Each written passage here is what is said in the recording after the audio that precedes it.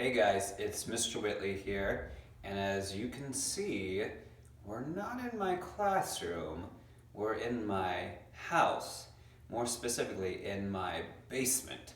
This is normally where Eli and Quinn like to play, so I won't show you the rest of it because it's covered in Legos, as you can imagine. I hope you guys are doing okay. We're trying to learn how to adjust the same way you guys are. We're doing things like reading some of our favorite books to help us to feel better. We're going for family walks in the evening. We're working on our schoolwork during the day, and I know you guys are as well. So I wanted to talk to you about a few big things. First, this is where we're going to be meeting for a little while. Mrs. Whitley is going to help me to record some videos of the lessons that we would be learning if we were in school, just because I want to keep you guys caught up and make sure you guys don't get behind. The lessons are going to be shorter than what we would normally do, so I want you to take the ideas and practice them at home with mom or dad or grandma or grandpa or whomever you're going to be working with, okay? Also, make sure that you're working on your packet. Try and get 1 day's worth of work done each day. If you need to split it up throughout your day, like do a little in the morning, a little afternoon, that's totally fine. Whatever works for you. Hopefully I'll be able to see you soon. But this is how I'm going to keep in touch with you for the time being. So let's go over our packet first.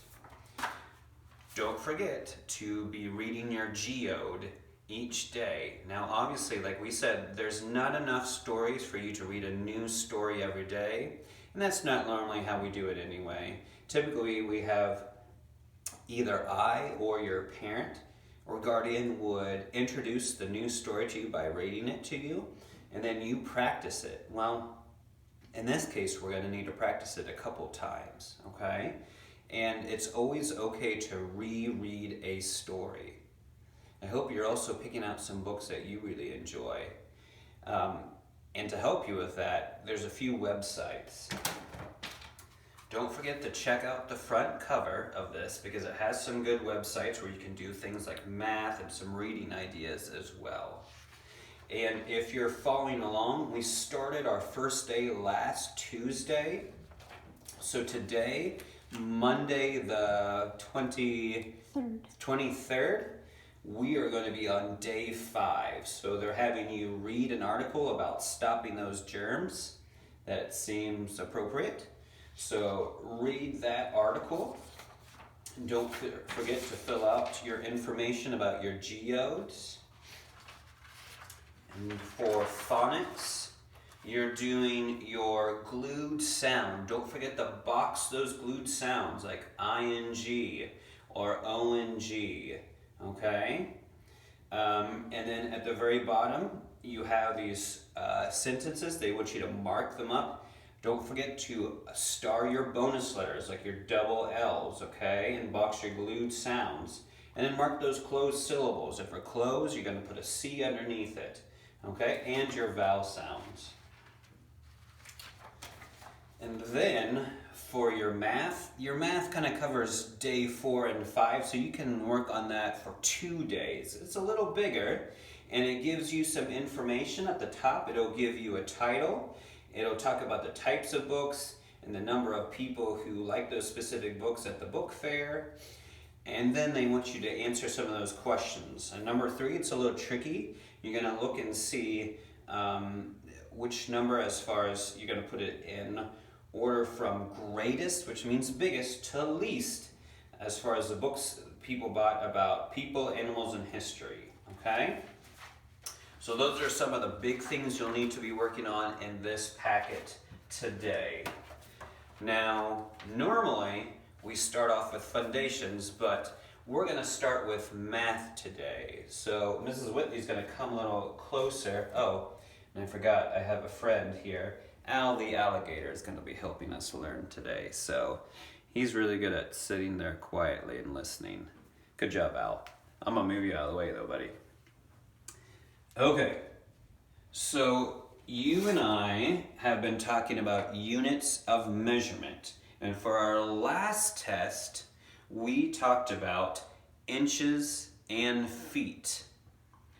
And then right before we took a break, we were talking about units of measurement using centimeters. Now we know on our ruler, we always want to start at either the edge or the first line or that line that has a 0 on it. And if you go all the way to the end, you'll look on your inch ruler. In 12 inches, there are a little more than 30 centimeters on an inch ruler. Not exactly 30, a little more, okay?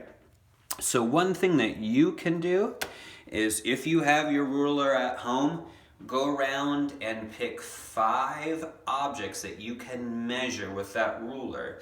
Remember, we worked on how to measure with a ruler even if it goes too long. If the object is bigger than a ruler, like if we're measuring this board, we can start here, put our finger down, mark, and slide, okay? So pick 5 things to measure using centimeters, and then total them up and talk to your parents about it, okay? If you don't have a ruler at home, that's no problem. I'm going to send you a link. The link will be for your parents. They can print it out if they can. That it will be a printable ruler, and if you want to find your own online, it's totally cool. If you can't print a ruler, remember my trick that I gave you. If you have a dollar bill at home, a dollar bill is about 6 inches long, so that would be almost 15 centimeters long.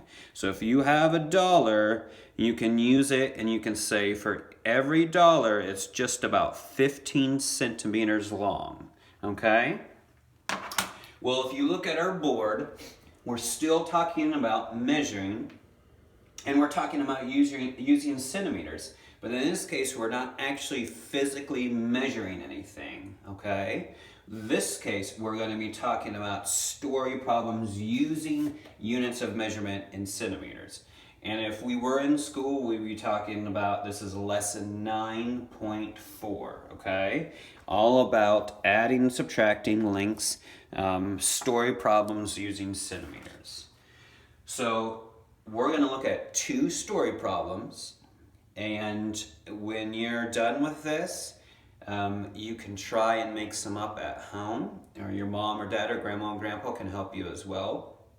One trick is, if you want to solve this at home, get some paper and a pencil, write this on anything. If you don't have a paper and pencil, I know this sounds silly, but you can actually get some shaving cream, and if your mom and dad are okay, you can put it on your kitchen table as long as it's not wood.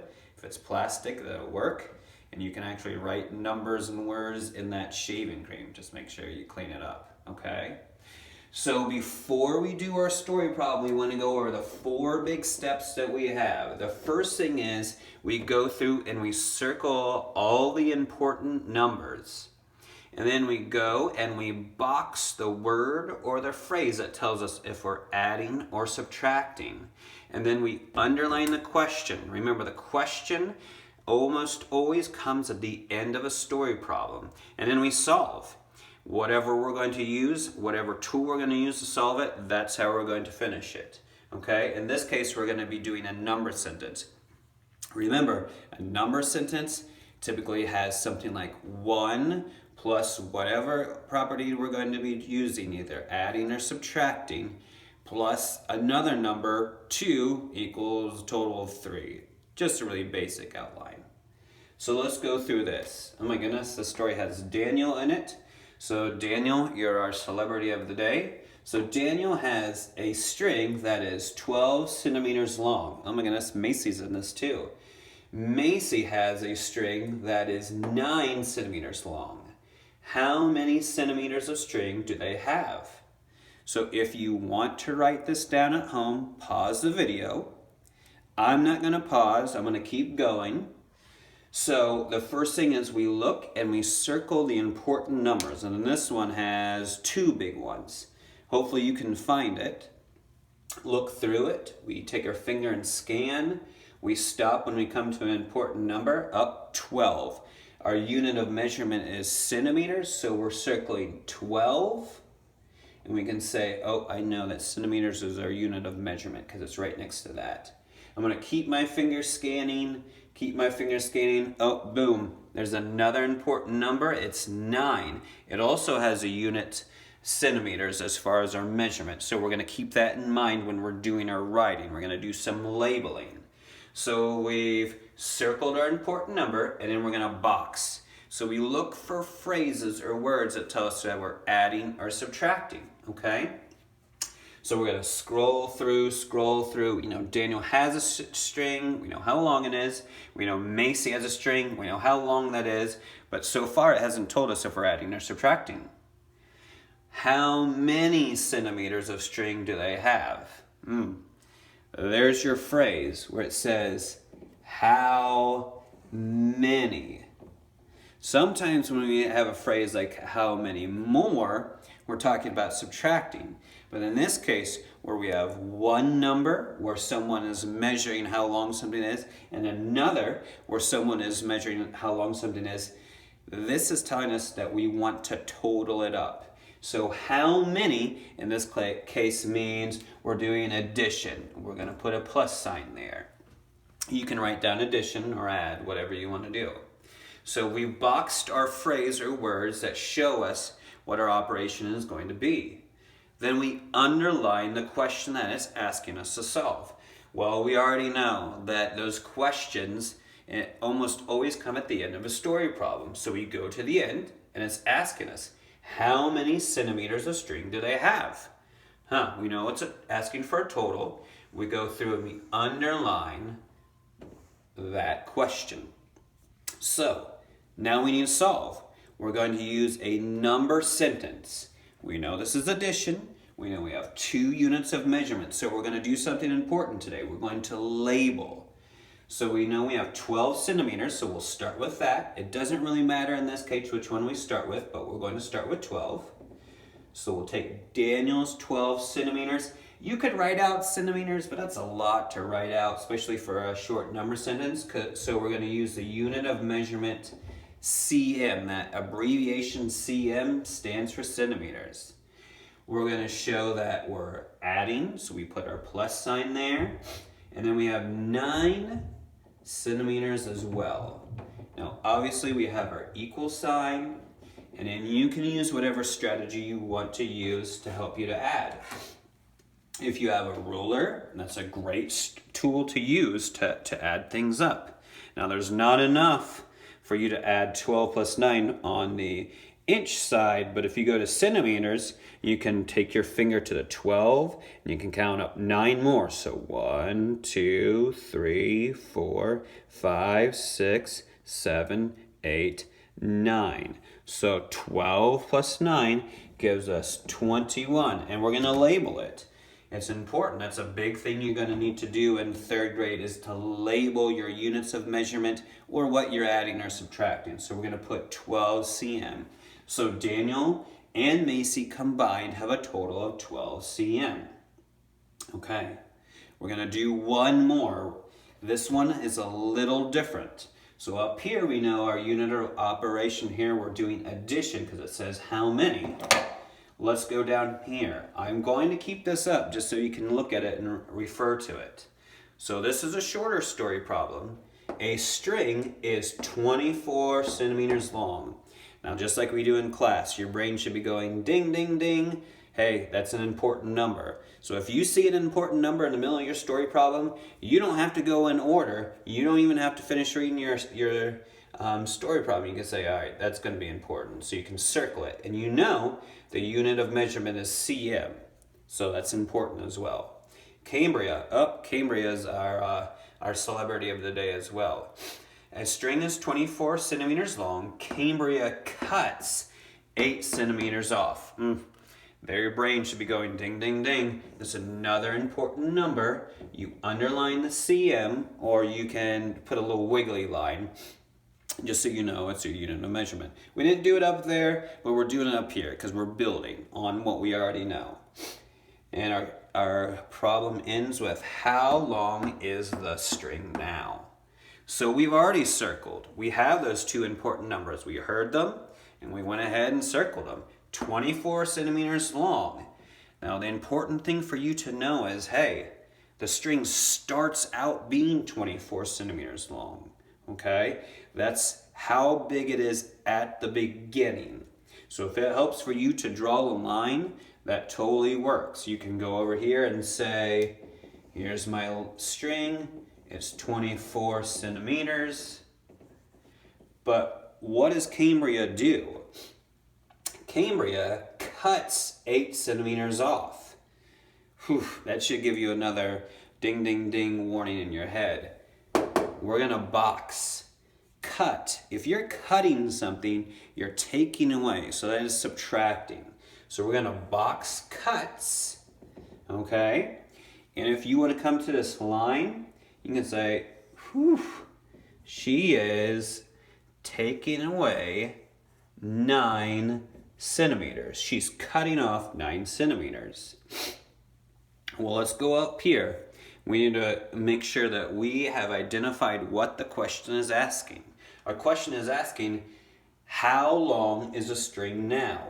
We know it's asking that because our story problems typically tell us what they're asking at the end of the story problem, the last sentence. Not always, but almost all the time. So we underline, how long is a string now?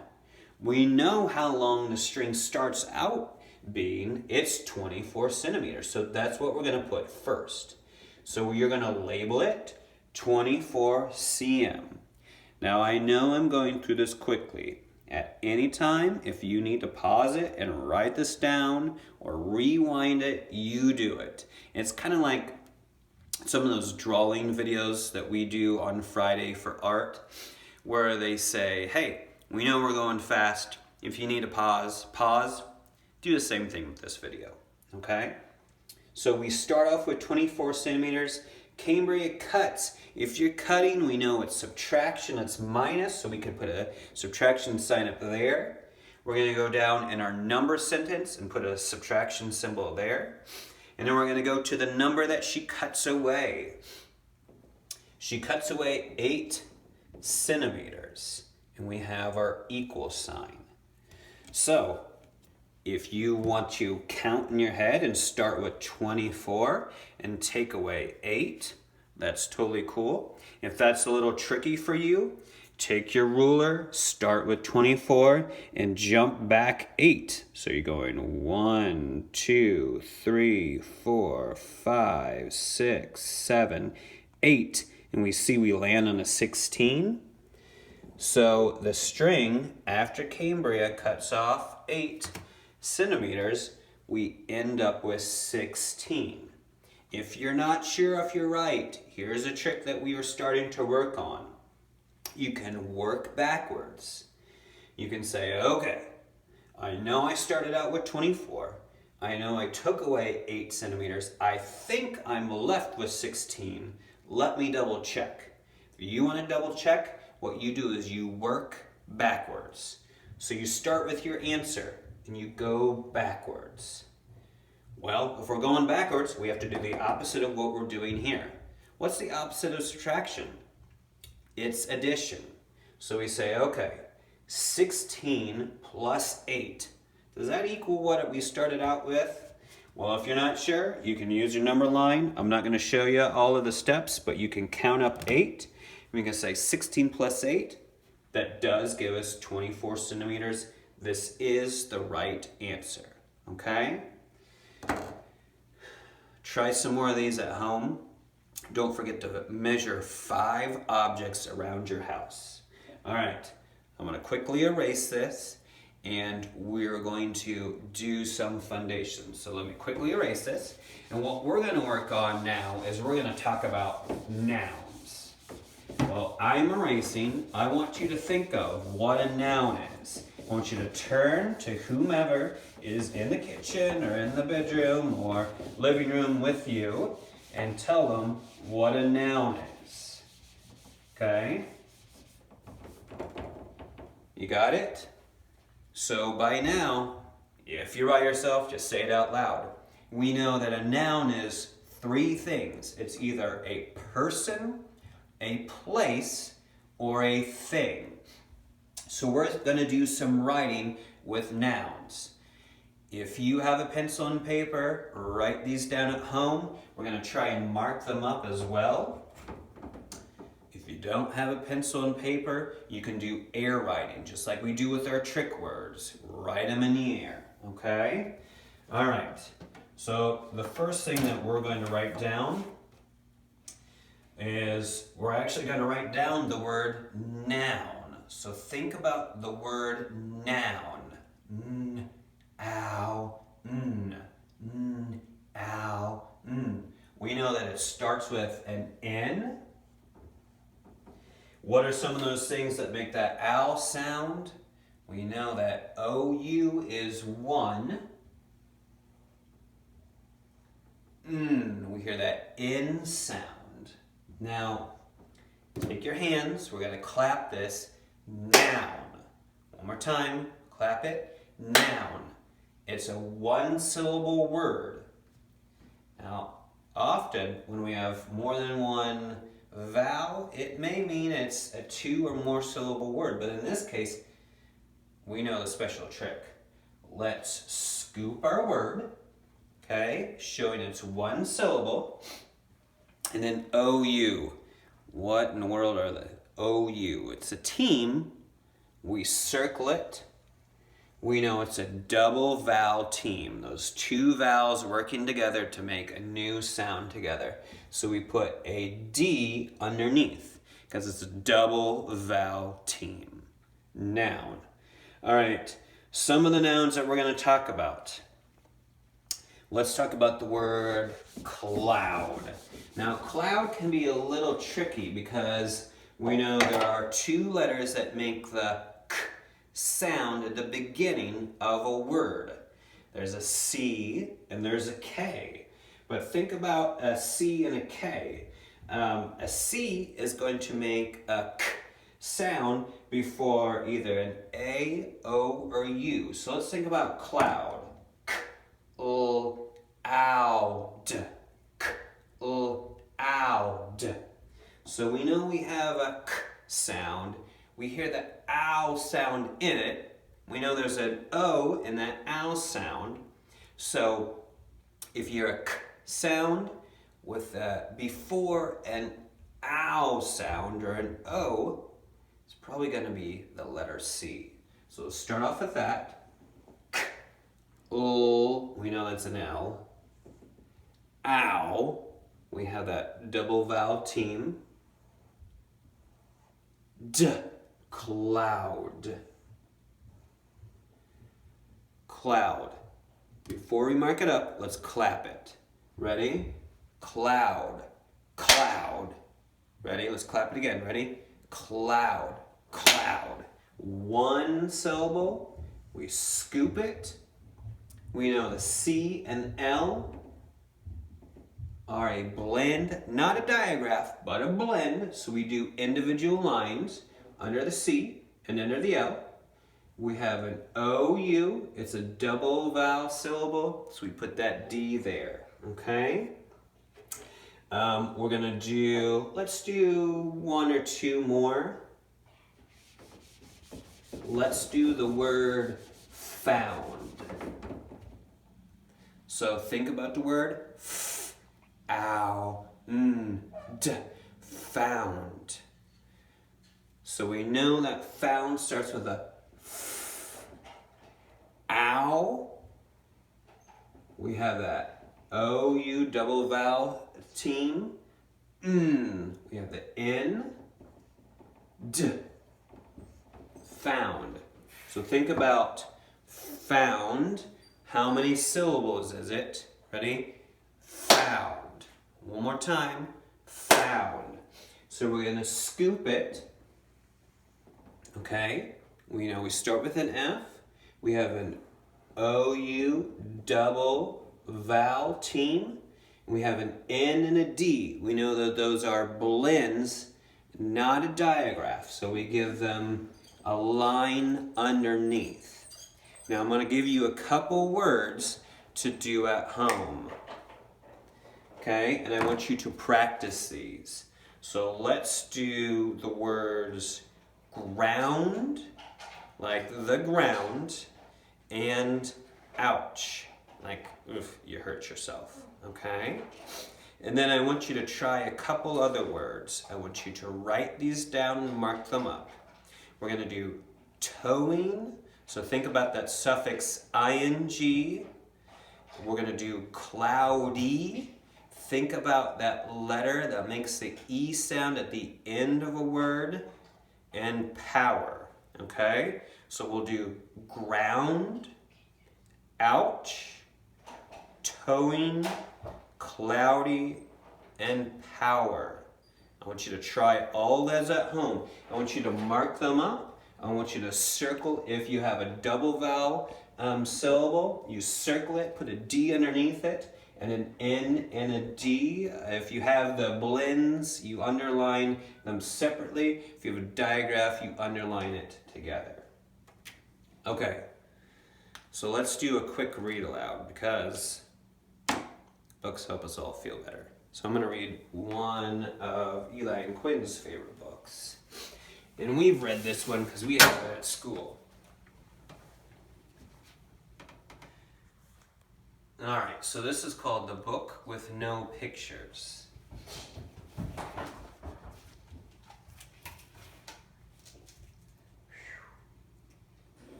This is a book with no pictures. No pictures. It might seem like no fun to have someone read you a book with no pictures. It probably seems boring and serious, except here's how books work. Everything the words say, the person reading the book has to say, no matter what. That's the deal. That's the rule. So that means even if the words say, blark. Wait, what? That doesn't even mean anything. Blarf. Wait a second. What? This isn't the kind of book I wanted to read, and I have to say every word the book says? Uh-oh. Yes, I am a monkey. Also, I am a robot monkey. What? And my head is made out of blueberry pizza. Wait a second. Is this whole book a trick? Can I stop reading, please? No? And now it's time for me to sing you my favorite song. A song? Do I really have to sing a glug, glug, glug? My face is a bug. I eat ants for breakfast right off of the rug. What? This book is ridiculous. Can I stop reading yet? No? There are more pages? I have to read the rest? My only friend in the whole wide world is a hippo named Boo Boo Bot. Boo Boo Bot. And also, the kids I'm reading this book to are the best kids ever in the history of the entire world. Oh, really? And these kids are the smartest kids too, because these kids chose this book even though it had no pictures. Because kids know this is the book that makes grown-ups have to say silly things. And make silly sounds like... Oh no. Oh no. Here it comes. Goler, go walk, maroof, do, baroog, baroog, baroog, aroof, eef, blaggity, bliggity, glibbity, globbity, globbity, glibbity, eep, eep, badonkity face. Oh my goodness. Please, don't ever make me read this book again. It's so silly. In fact, it's completely and utterly preposterous.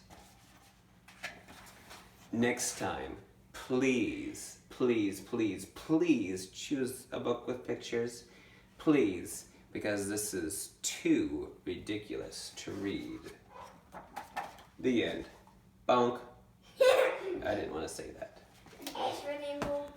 Good job. So I will talk to you guys tomorrow. Please work on the things that I talked to you guys about today, and please make sure that you're working on your packet, okay? If you have questions, have your parents send me a message through Blooms. I'll talk to you soon.